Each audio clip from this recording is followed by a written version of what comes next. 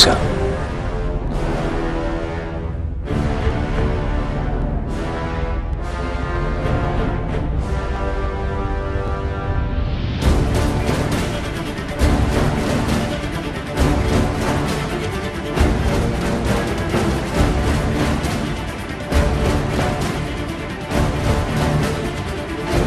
Además, nunca sabrás si le gusta hasta que lo pruebe.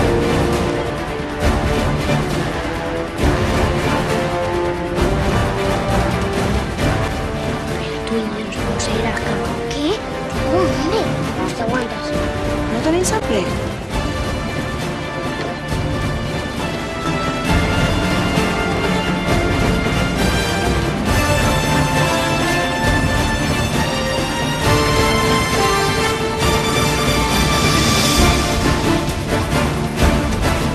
Zorra. ¿Decías? Zorra.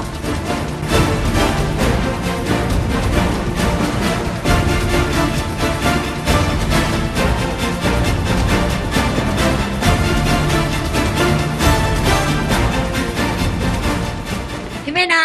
Uy.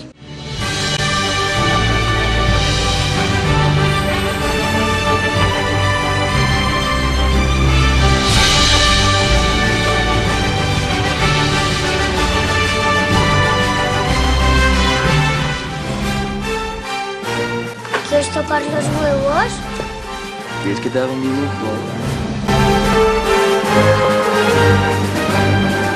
¡Puedo volar como Superman! Claro que sí, cariño.